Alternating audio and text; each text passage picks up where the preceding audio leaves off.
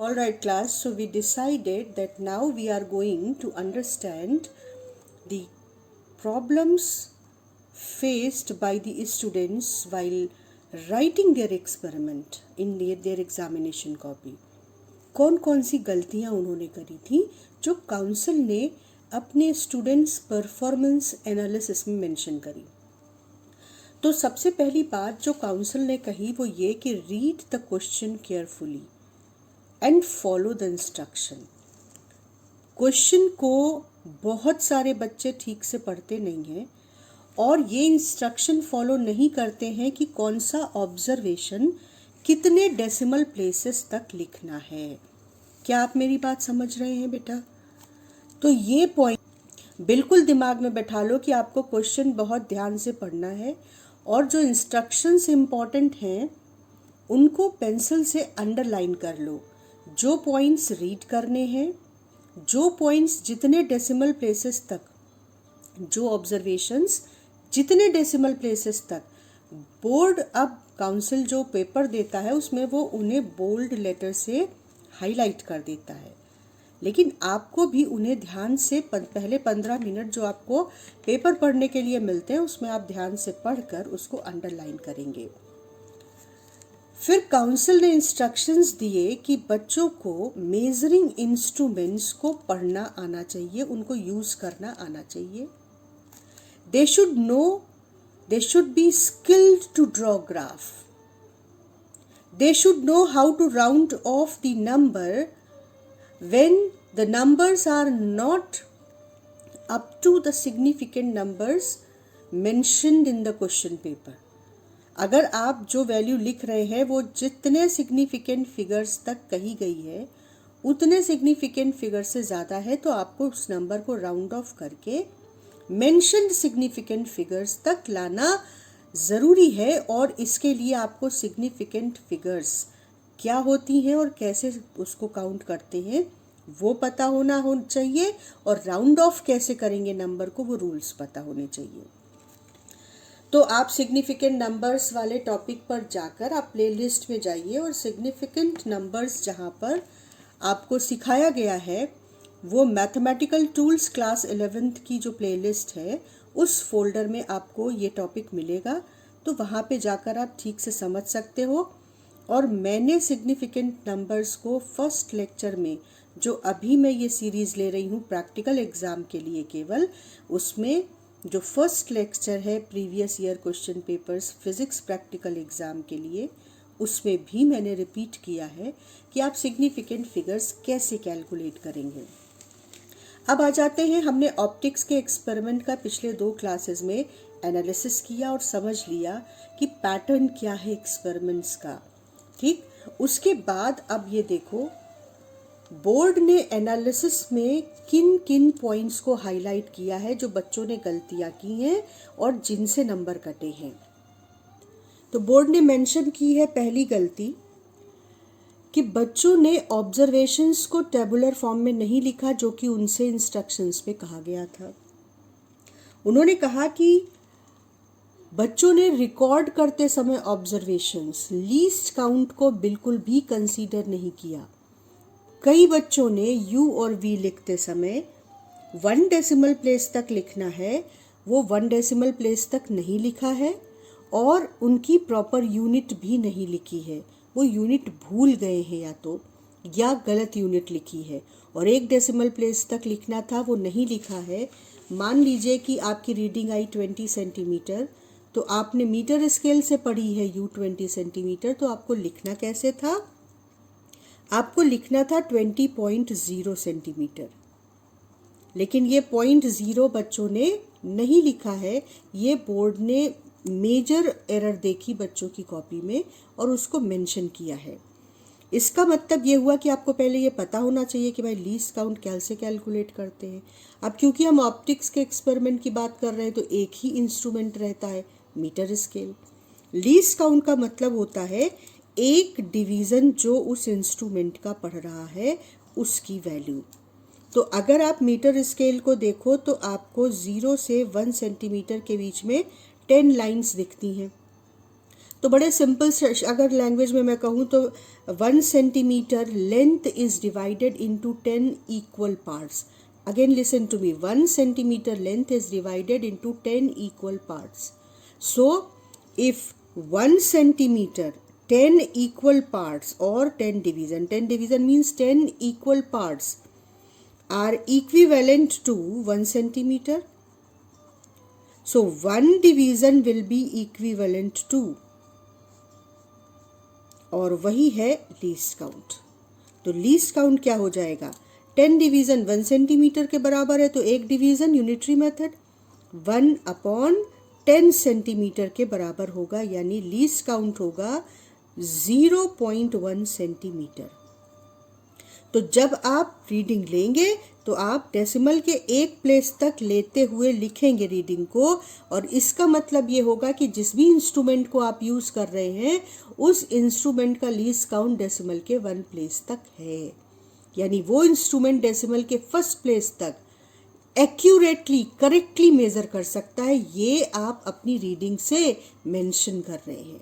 तो least count के according reading लिखना ये बोर्ड ने मेजरली पाया कि बच्चों को नहीं पता था और वो ऐसा नहीं कर रहे थे, जहां उनके मार्क्स कटे.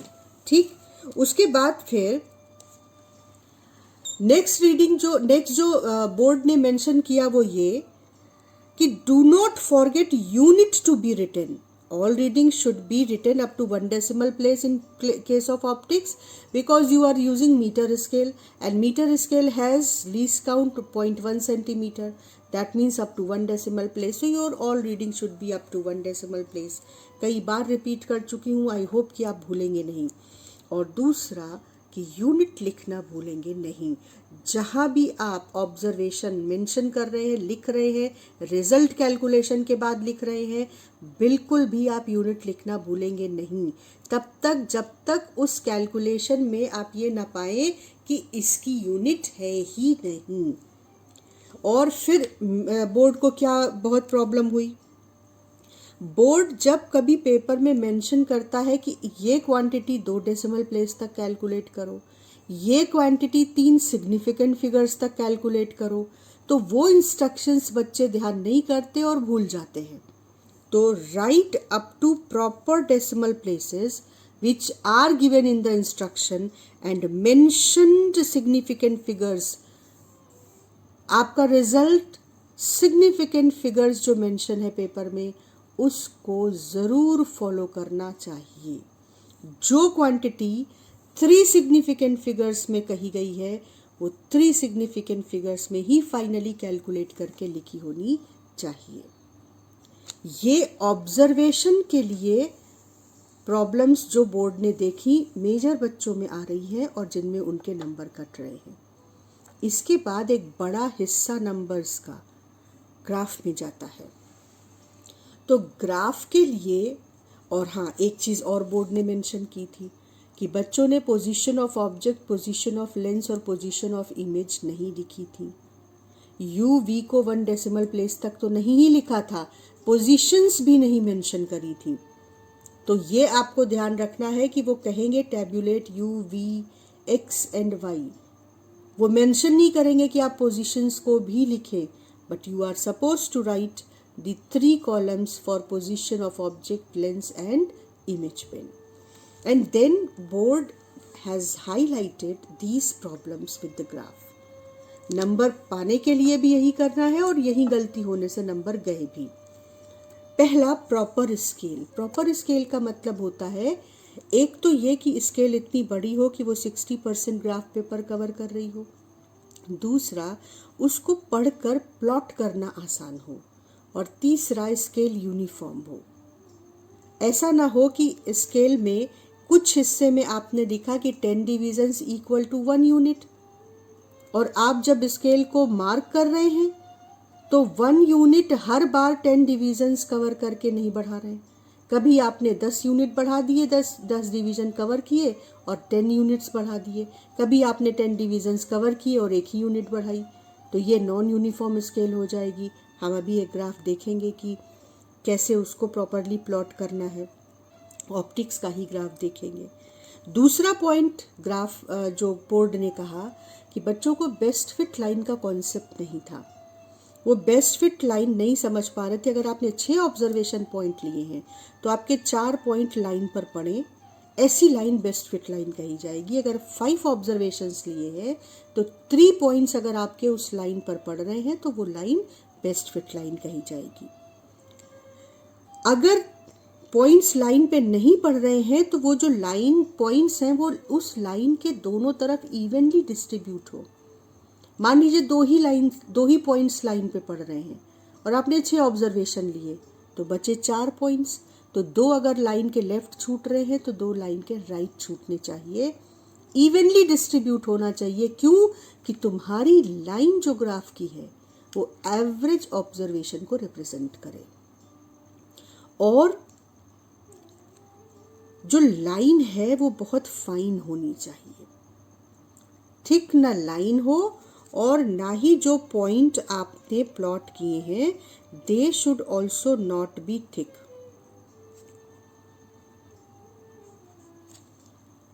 इसके बाद उन्होंने कहा कि ये जो इवनली डिस्ट्रीब्यूशन है पॉइंट्स का ना, मान लो 2 ही पॉइंट 6 में से पड़े लाइन पर, 4 में से 2 लेफ्ट जा रहे हैं 2 राइट जा रहे हैं, तो वो लाइन के पास होने चाहिए। ऐसा ना हो कि 2 लेफ्ट इतनी दूर 2 राइट इतनी दूर, फिर तो वो पॉइंट्स जो है वो इनकरेक्ट रीडिंग्स हो जाएंगे। और कवरिंग ऑल पॉइंट्स, जो लाइन बच्चे खींचते हैं 4 पॉइंट्स लाइन कवर कर रही है और 1 पॉइंट जो 5th पॉइंट है उसको छोड़ दिया यूं ही। आपकी लाइन फर्स्ट ऑब्जर्वेशन पॉइंट से लेकर लास्ट ऑब्जर्व पॉइंट के थोड़ा आगे तक खींची होनी चाहिए। ये बेस्ट फिट लाइन को लेकर बोर्ड ने प्रॉब्लम्स मेंशन करी।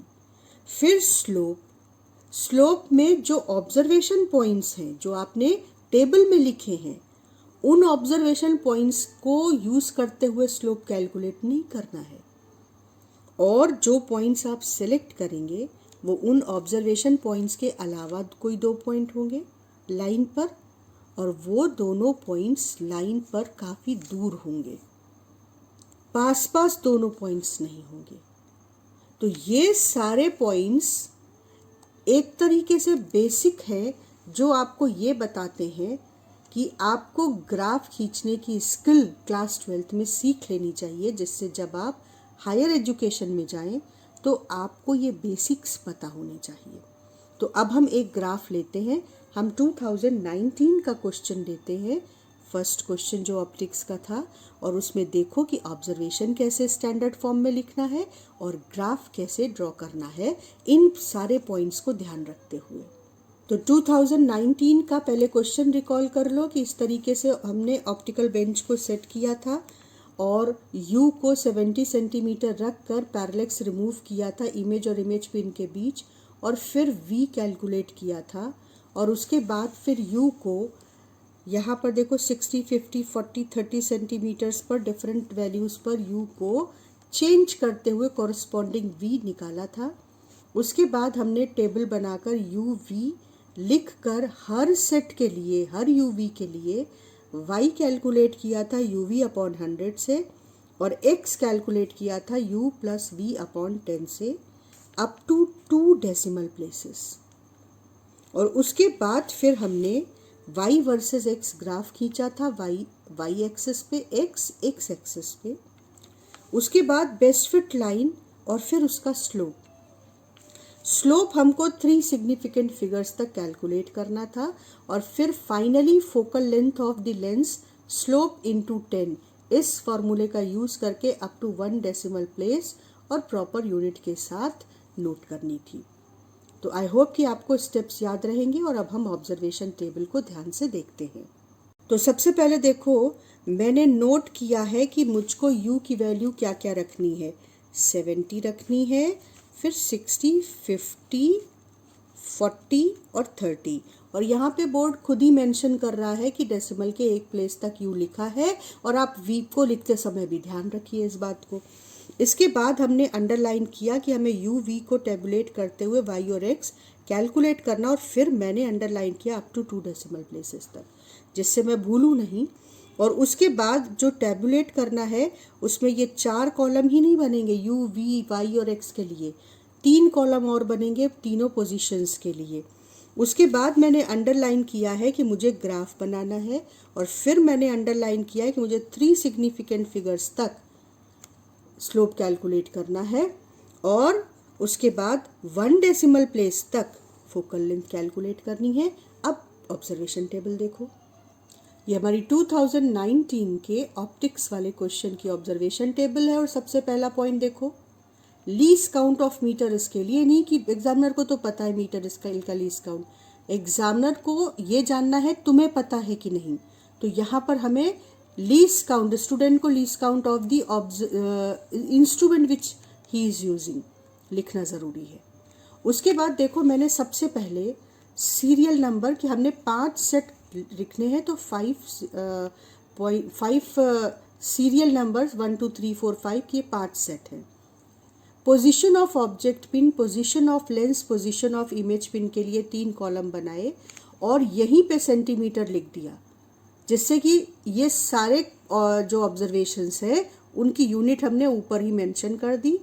अब 0 है तो 0.0, 70 60 50 40 30 बोर्ड ने कहा है, तो आप देखिए बोर्ड ने खुद भी लिख रखा है डेसिमल के 1 प्लेसेस तक। लेकिन जब मैंने इमेज पिन की पोजीशन लिखी तो मेरी पहली रीडिंग 82 आ रही थी।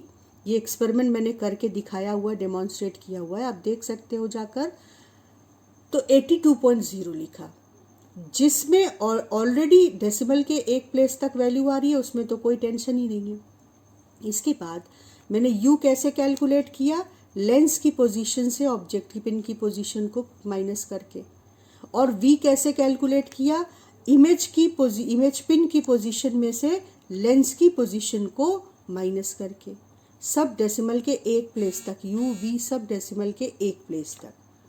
लेकिन जब x और y कैलकुलेट किया, अच्छा सेंटीमीटर्स यहाँ भी मैंने ऊपर लिख रखे हैं, आप देखिए, x और y जब कैलकुलेट किया हमने तो ध्यान करके कि डेसिमल के 2 प्लेसेस तक, तो मैंने यहाँ पे देखो लिख कर दिखाया है कि u प्लस v कितना हुआ और डिवाइड किया 10 से, तो ये वैल्यू आई। डेसिमल के 2 प्लेसेस तक लिखना ज़रूरी है और ये हर जगह ध्यान रखा। इसके बाद y u into V, calculator से u इंटू वी कैलकुलेट किया, लेकिन जब हमने यहाँ लिखा तो हमने u इंटू वी अपॉन 100 को पूरा लिख के दिखाया और उसके बाद उसका रिजल्ट इक्वल टू लिखा, डेसिमल के 2 प्लेसेस तक सब जगह। तो ये सब ने देखा ध्यान से। सबसे पहले ध्यान से देखो ऑब्जर्वेशन टेबल को, बहुत गौर से देखो कि कहाँ क्या नहीं करना है, एक्चुअली कैसे लिखना है। इसके बाद बोर्ड कहता है, जब वो मार्किंग स्कीम देता है तो कहता है कि u के बढ़ने पर, u के कम होने पर, यहाँ u कम हो रहा है, u के कम होने पर v को बढ़ना चाहिए। ये प्रॉपर एक्सपेरिमेंट किया जा रहा हो तो ये ऑर्डर होता है। तो आपको एक तो 70 60 50 40 30 का डिक्रीजिंग ऑर्डर चेंज नहीं करना है। मान लीजिए कि आप 40 वाला भूल गए, आप 50 के बाद 30 पर सेट करके v निकाल ले गए, कोई प्रॉब्लम नहीं है।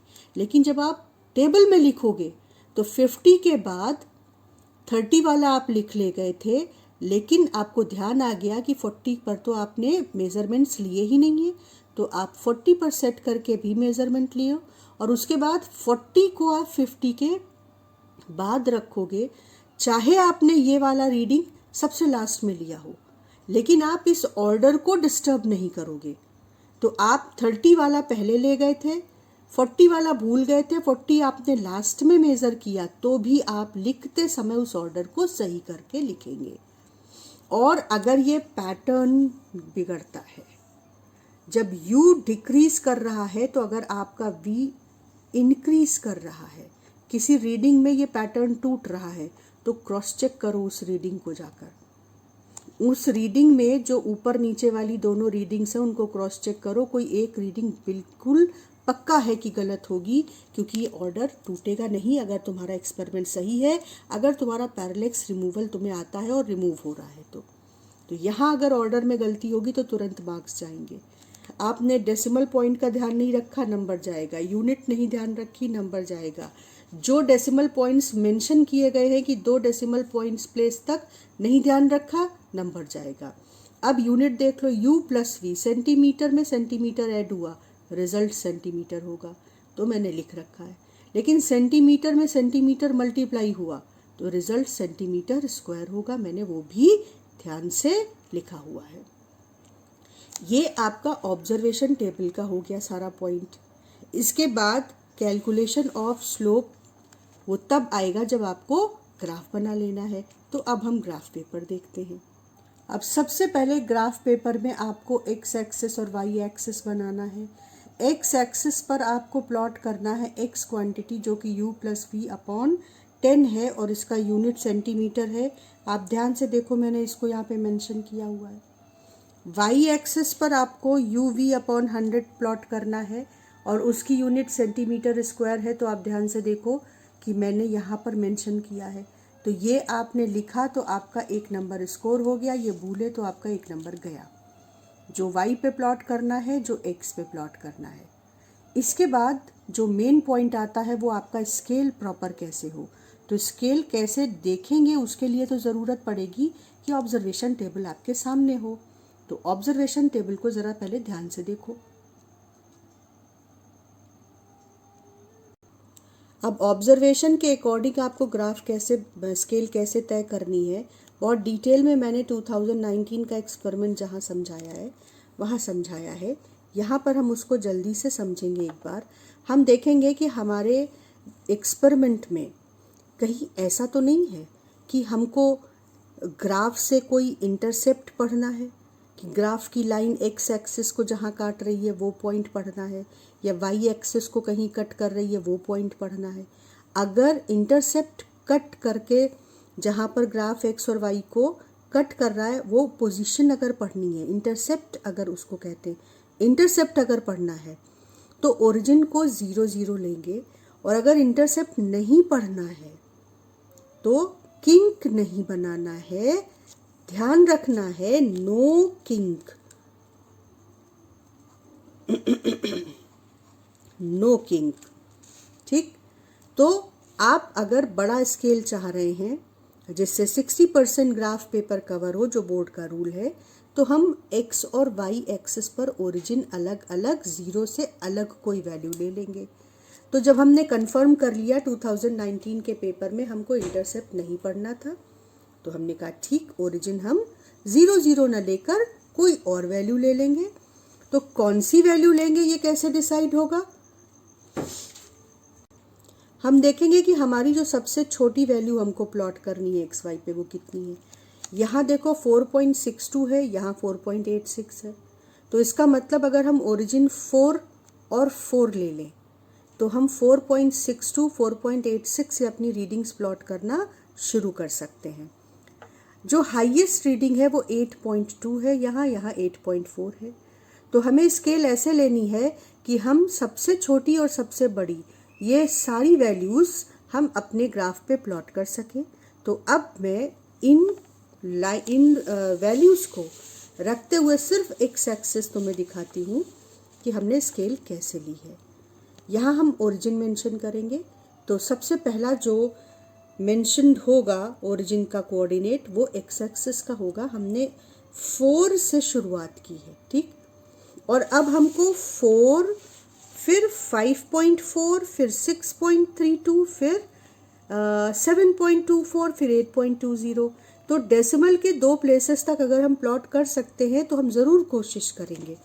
तो हमने स्केल देखो कैसे ली है। 20 स्मॉल डिवीजन्स, देखो ये छोटे छोटे 10 डिवीजन्स हैं यहाँ से यहाँ तक। तो ये 10 और ये 10, आप वीडियो पॉज करके आराम से काउंट कर सकते हो। ये वो ग्राफ है जो हमें बोर्ड से मिलता है। जो बाहर हमें ग्राफ मिलते हैं उनमें ये स्टैंडर्ड फॉर्म फॉलो नहीं होता है। तो हमको ऐसे ग्राफ पे कोशिश करनी चाहिए, प्लॉट करके प्रैक्टिस करनी चाहिए जो ग्राफ के स्केल को, जो बोर्ड का ग्राफ का स्केल है उसको फॉलो करता हो, तो हम बेहतर तरीके से स्केल्स मेज़र ले पाएंगे। तो यहाँ पे देखो 20 स्मॉल डिवीजन्स को हमने 1 यूनिट लिया है। ध्यान करना 1 सेंटीमीटर लिया है। 20 small divisions is equal to 1 unit या 1 सेंटीमीटर, क्योंकि हम एक्स एक्सिस पे जो प्लॉट कर रहे हैं वो सेंटीमीटर में है। और 4 से 20 स्मॉल डिवीज़न आगे बढ़े तो 1 यूनिट बढ़ाकर 5 लिख दिया। 5 से 20 आगे बढ़े तो 1 यूनिट बढ़ाकर 6 लिख दिया। फिर 20 आगे 7, फिर 20 आगे 8, फिर 20 आगे तो 9। अब जब मैं कॉपी चेक करती हूँ तो मैं क्या देखती हूँ कि कुछ बच्चों ने यहाँ लिखा 0। 20 आगे बढ़े, किंक नहीं बनाना है तो कुछ तो यही भूल जाते हैं, इंस्ट्रक्शन ध्यान से सुनते नहीं, किंक बना देते हैं और किंक बनाकर यहाँ पर 5 लिख देते हैं। ये 0, ये 5, यानी आपका 20 डिवीज़न इतनी स्केल तक 20 डिवीज़न 5 यूनिट्स के बराबर है। उसके बाद आप लिख रहे हैं 6, 7, 8, यानी कि यहाँ पे 20 डिवीज़न 1 यूनिट के बराबर हो गया। तो यहाँ पे 20 डिवीज़न 5 यूनिट के बराबर, यहाँ पे 1 यूनिट के बराबर, 1 यूनिट के।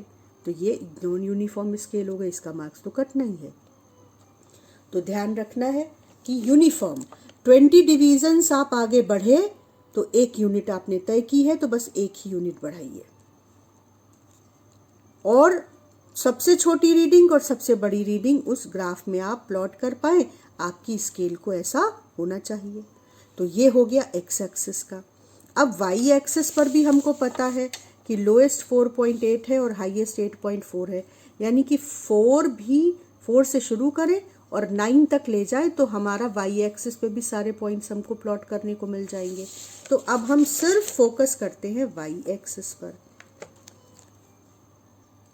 अब आप वाई एक्सिस पर ध्यान करो, यहाँ पर भी स्टार्ट किया हमने, वाई एक्सिस पर भी ओरिजिन 4 लिया और उसके बाद हमने यहाँ पर भी देखा कि बिल्कुल यूनिट्स पे लगभग सेम रेला होगा, क्योंकि एक्स और वाई पे जो रीडिंग्स का रेंज है वो लगभग सेम है। तो 20 स्मॉल डिवीजन्स 1 यूनिट के बराबर। तो 4 से 20 आगे बढ़े तो 5, 5 से 20 आगे बढ़े तो 6 एंड सो ऑन 9 तक। ठीक, अब हम प्लॉट करना शुरू करते हैं। तो मैं एक्स एक्सिस पर तुम्हें दिखाती हूँ कि प्लॉट करने के लिए काउंटिंग कैसे की हमने।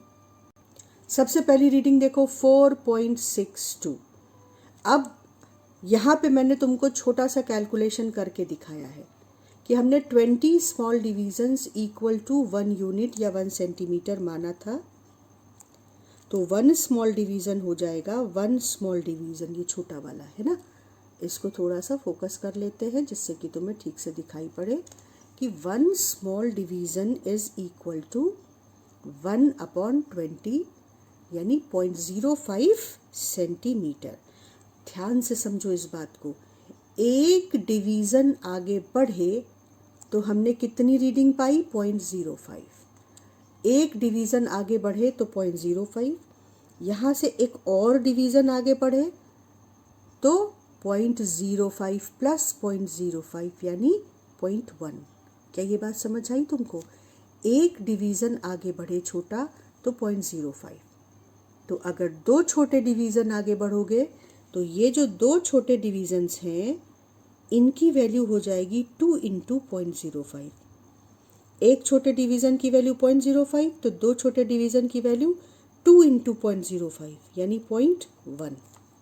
बस इतनी बात समझ में आई और हमारा काम हो गया कि जब हम एक छोटा डिवीज़न आगे बढ़ेंगे तो 0.05, 2 छोटा डिवीज़न आगे बढ़ेंगे तो 0.1 आगे बढ़ जाएंगे। तो अब हमें पहली रीडिंग 4.62 प्लॉट करनी थी, तो हम 4 से तो शुरू ही कर रहे हैं।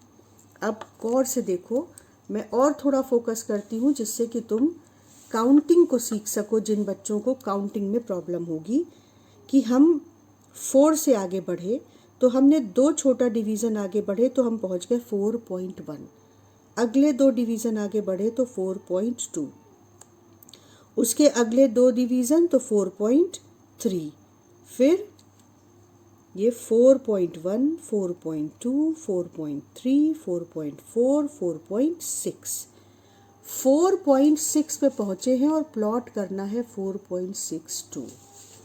अब हमने देखा कि या तो हम 4 प्लॉट कर सकते हैं और एक डिवीज़न और आगे बढ़ूँ तो 4.05, या तो 4 प्लॉट कर सकते हैं या 4.05।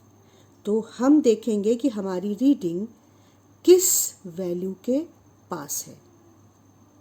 4.6 और या तो हम 4.6 प्लॉट कर सकते हैं, सॉरी बेटा मैं शायद कुछ गलत बोल गई, 4.6 प्लॉट कर सकते हैं या 4.65 प्लॉट कर सकते हैं, है ना। एक डिवीज़न और आगे बढ़े तो 4.6 में 0.05 और ऐड हो गया। तो हम देखेंगे कि कौन सी वैल्यू मेरी रीडिंग के करीब है। मुझे 4.62 प्लॉट करना था तो हम 4.6 प्लॉट करेंगे, क्योंकि 4.65 के कंपैरिजन में 4.62 के ज़्यादा करीब है। तो हम 4.6 को प्लॉट करेंगे।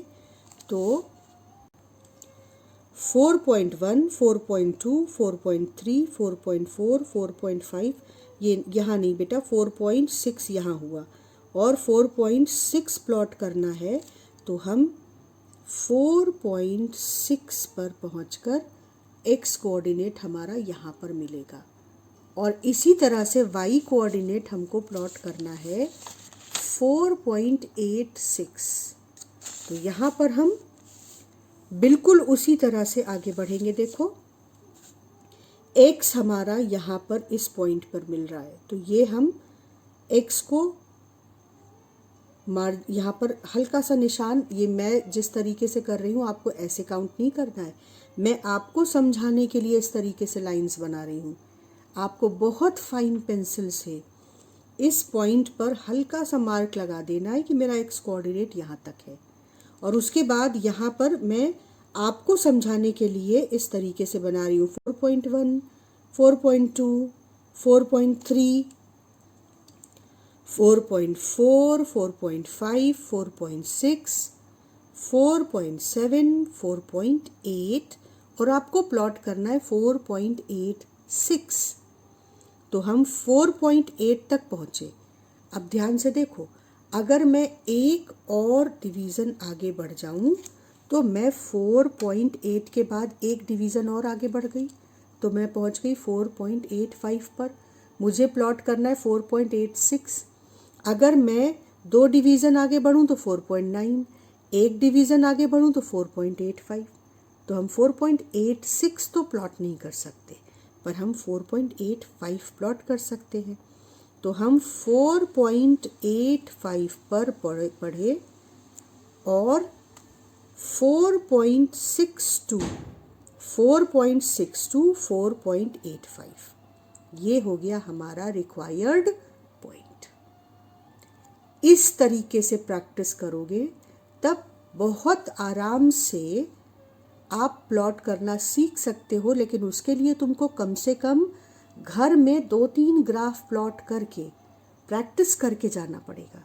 तो आप जो एक्सपेरिमेंटल वैल्यूज़ हमने ली हैं वो आप जो एक्सपेरिमेंटल वैल्यू मैंने ली हैं आप वही ऑब्जर्वेशन टेबल भी यूज़ कर सकते हो और ग्राफ पर प्लॉट करो, प्रैक्टिस करो। तो वीडियो पॉज करके ये एक्सपेरिमेंटल वैल्यूज़ आप लिख सकते हैं, कैलकुलेशन प्रैक्टिस करिए और फिर ग्राफ पेपर लेकर ये वैल्यूज़ को प्लॉट करिए, जैसे डिटेल में मैंने आपको ये एक रीडिंग प्लॉट करके दिखाई है। ठीक, इसके अलावा आप जब y एक्सिस पर जाएंगे तो आप कैसे स्केल लिखेंगे, ध्यान से देखिए। ग्राफ पे स्केल मेंशन करना मस्ट होता है। तो मैंने लिखा on x axis 20 small divisions is equal to 1 unit, while on y axis 20 small division is equal to 1 unit square। ये 1 सेंटीमीटर, ये 1 सेंटीमीटर स्क्वायर। तो स्केल मेंशन की, y एक्सिस पे जो प्लॉट कर रहे हैं उसे फॉर्मूले के साथ यूनिट के साथ लिखा, x एक्सिस पे जो प्लॉट कर रहे हैं फॉर्मूला और यूनिट के साथ लिखा। उसके बाद देखो मैंने सारे पॉइंट्स प्लॉट किए, जैसे अभी तुमको एक पॉइंट सिखाया है वैसे ही सारे पॉइंट्स प्लॉट किए। मैं थोड़ा सा कैमरा ऊपर ले जाती हूँ जिससे आपको सारे पॉइंट्स दिखें। ये मैंने सारे 5 पॉइंट्स प्लॉट कर दिए। अब क्योंकि मैंने ऑब्जर्वेशन लेते समय ही ये ध्यान रखा था कि बिल्कुल भी पैरेलैक्स रह ना जाए, रिलेटिव मोशन दोनों पिन्स यानी उल्टी पिन, उल्टी इमेज और इमेज पिन एकदम चिपक कर दोनों लेफ्ट राइट चले जब हम हेड को लेफ्ट राइट मूव कराएं। तो जब आप पैरेलैक्स बहुत सही से रिमूव करेंगे तो आप पाएंगे कि ऑटोमेटिकली आपके पॉइंट्स ऑलमोस्ट या तो लाइन पे पड़ेंगे या लाइन के थोड़ा बहुत पास, हल्का फुल्का पास ही पड़ेंगे। तो यहाँ पर देखो तुम कि ये पॉइंट लाइन के ऊपर नहीं पड़ रहा है, ये पॉइंट भी लाइन के एग्जैक्टली ऊपर नहीं पड़ रहा है, और ये पॉइंट भी लाइन के एग्जैक्टली ऊपर नहीं पड़ रहा है। लेकिन जब मैंने स्केल को रखा तो मैंने स्केल को सारे परम्यूटेशन कॉम्बिनेशन के साथ क्रॉस चेक किया। बेस्ट फिट लाइन देखने के लिए आप इस तरह से करोगे। पहले आप देखो कि अच्छा अगर इन तीनों को मिलाते हैं तो क्या होगा। अगर आप इन तीनों पॉइंट्स को मिलाने वाली लाइन ड्रॉ करेंगे तो ये दोनों पॉइंट्स जो आपको दिख रहे हैं ना, ये लेफ्ट साइड में छूटेंगे, तो ये अनइवन छूट रहे हैं। दो पॉइंट्स जो छूट रहे हैं वो दोनों लेफ्ट में छूट रहे हैं। तो फिर मैंने इन दोनों को मिलाकर देखा कि अब क्या होगा। तो अगर आप इन दोनों को मिलाएंगे खाली तो भी अनइवन छूटेंगे। मैंने पहला पॉइंट और आखिरी पॉइंट मिलाया, देखो पहला पॉइंट और आखिरी पॉइंट मिलाया मैंने। तो अगर आप पहला पॉइंट और आखिरी पॉइंट मिलाएंगे तो आप देखोगे कि ये दोनों पॉइंट्स लेफ्ट छूट रहे हैं और ये पॉइंट अपने आप राइट छूट रहा है। तो ये इवन डिस्ट्रीब्यूशन लगभग हो गया। तो फिर मैंने पहले पॉइंट और आखिरी पॉइंट को ज्वाइन करने वाली लाइन ड्रॉ कर दी। तो आपको स्केल रख के देखना पड़ेगा, या तो आउट ऑफ 5 3 पॉइंट्स आपके लाइन पर पड़ जाते, लेकिन मेरे ऑब्जर्वेशंस में केवल 2 ही पॉइंट्स लाइन पे पड़ रहे थे। तो मैंने इन दोनों पॉइंट्स को सिलेक्ट किया, क्योंकि इन दोनों पॉइंट्स को सिलेक्ट करने से ये 2 लेफ्ट छूट रहे थे और ये एक राइट छूट रहा था। इसे कहते हैं best fit line. Best fit line का कॉन्सेप्ट समझो। या तो पॉइंट्स इवनली दोनों तरफ छूट रहे हो, यहाँ तक कि एक भी पॉइंट आपका नहीं पड़ा लाइन पर, लेकिन पॉइंट्स जो छूटे वो लाइन के बहुत क्लोज छूटे और इवनली इधर और इधर। तो इसका मतलब कि ये लाइन आपने जो ड्रॉ की है वो average value of all the observation है, then it's best fit line. लेकिन अगर आपके 3 पॉइंट्स लाइन पे पड़ सकते हैं तो आप उसे प्रेफर करेंगे। मेरे 3 पॉइंट्स किसी भी तरीके से लाइन पे नहीं पड़ रहे थे, एक इधर छूट रहा था, 2 इधर छूट रहे थे और ये दोनों ज़्यादा दूर छूट रहे थे, तो बेस्ट फिट लाइन नहीं हुई। अगर मैं इन दोनों को लूँ, इन दोनों को, तो देखो ये लेफ्ट और ये राइट छूट रहा है, लेकिन जो लेफ्ट छूट रहे हैं वो रिलेटिवली ज़्यादा दूर छूट रहे हैं। लेकिन अगर मैं पहला और आखिरी ज्वाइन कर रही हूँ तो ये जो लेफ्ट छूटे ये देखो कितना क्लोज है पॉइंट लाइन के, और जो राइट छूटा वो भी लगभग लाइन पॉइंट पर है, पॉइंट लाइन पर है। तो इस तरीके से अगर आप मेरी बात को, उसके मतलब को समझ गए हैं तो अब आप बेस्ट फिट लाइन को आराम से सिलेक्ट कर सकते हैं। Best fit line means the average value of all the observation. Average की जगह हम लाइन ड्रॉ करा के स्लोप निकलवाते हैं। अब आ जाओ स्लोप पर। कोई भी पॉइंट जो ऑब्जर्वेशन में था जिसे आपने प्लॉट किया है उसे मैंने स्लोप के लिए यूज नहीं किया। मैंने कन्वीनियंटली एक ये पॉइंट सेलेक्ट किया, एक ये, कि जिसको मैं ढंग से पढ़ सकूं कि इसका एक्स कोऑर्डिनेट कितना है और वाई कोऑर्डिनेट कितना है, ये दोनों कितनी दूर दूर हैं। तो सारे रूल फॉलो हो गए। अब मैंने स्केल की हेल्प से इस पॉइंट से एक्स एक्सिस पे और वाई एक्सिस पे परपेंडिकुलर ड्रॉप किया, यहाँ एक्स एक्सिस पे वाई एक्सिस पे परपेंडिकुलर ड्रॉप किया, और अब बारी आती है ग्राफ से ये दोनों पॉइंट्स रीड करने की। तो हम स्केल जो माना था उसी का हेल्प लेकर हमने ये पॉइंट्स प्लॉट किए थे, और अब स्केल की हेल्प से ही हम इनकी वैल्यूज़ रीड करेंगे। ये बात भी मैं तुम्हें सिखा देती हूँ कि अगर किसी बच्चे को कहीं कन्फ्यूज़न है तो उसे समझ आ जाए कि भाई रीडिंग्स, अगर हमें पॉइंट्स स्केल से रीड करने हैं ग्राफ से तो कैसे रीड करेंगे।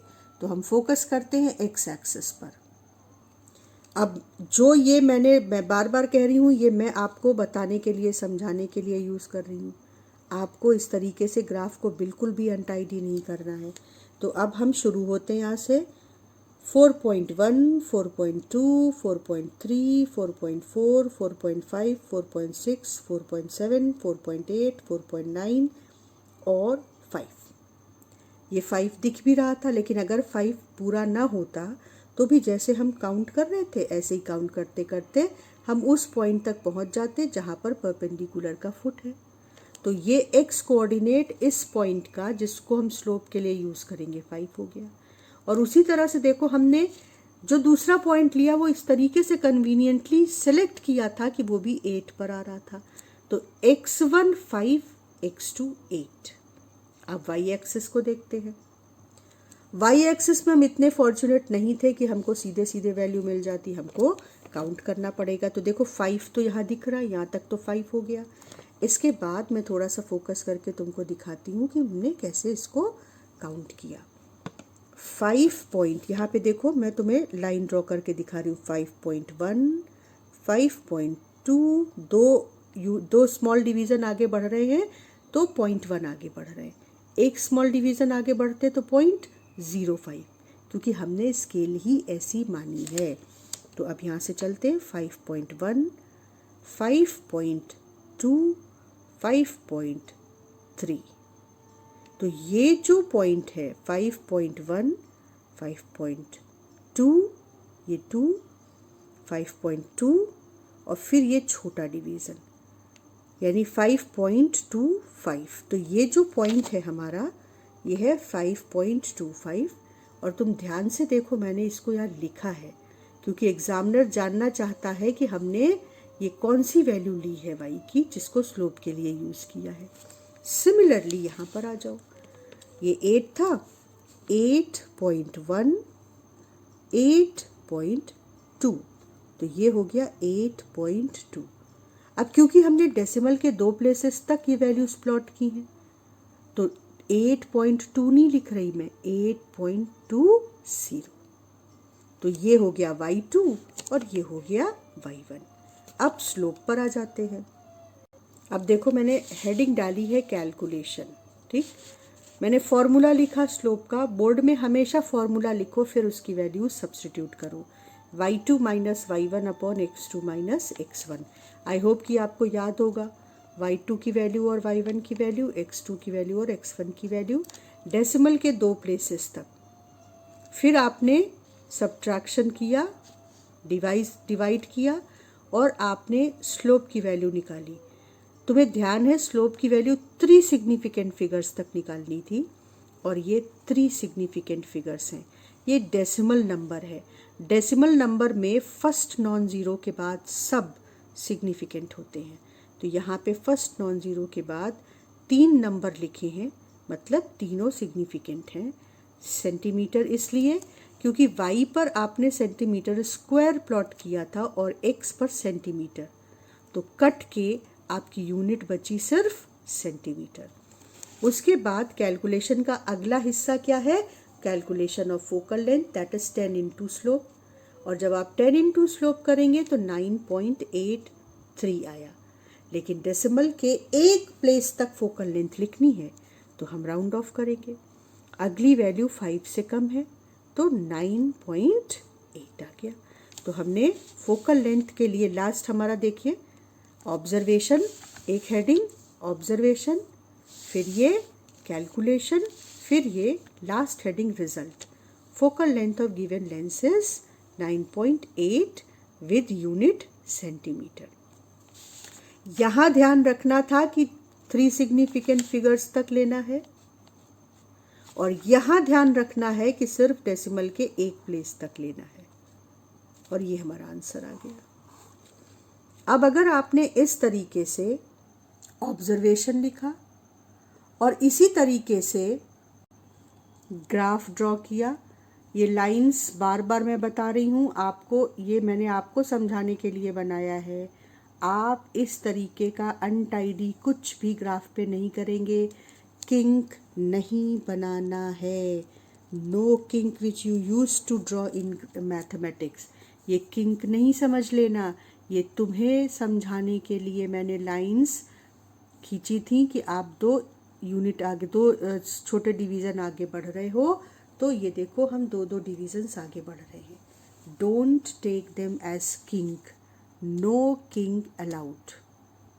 तो आपने इस तरीके से प्रॉपर ढंग से ग्राफ समझ लिया,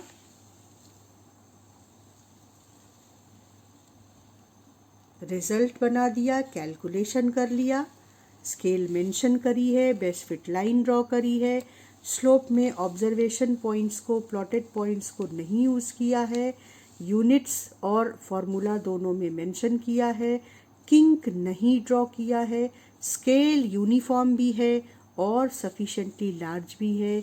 जो ग्राफ पेपर है वो पूरा 60% से ज़्यादा ग्राफ पेपर को ग्राफ कवर कर रहा है, तो आपके फुल मार्क्स पक्के। तो ये इतना लंबा डिस्कशन हमारा हुआ ग्राफ का, ऑब्जर्वेशन टेबल का, क्या गलतियां नहीं करनी है। आई होप कि आपको समझ आया होगा। तो नेक्स्ट क्लास में हम पिछले सालों के इलेक्ट्रिसिटी के एक्सपेरिमेंट्स को कंपेयर कर लेंगे कि क्या पैटर्न आ रहा है। लेकिन क्योंकि हमने ऑब्जर्वेशन टेबल और ग्राफ को इसमें लंबे तरीके से डिस्कस किया है, तो वहाँ पर हम बहुत तेज़ी से इसको देख कर निकल जाएंगे, क्योंकि जो बेसिक्स है वो तो सेम रहने हैं दोनों।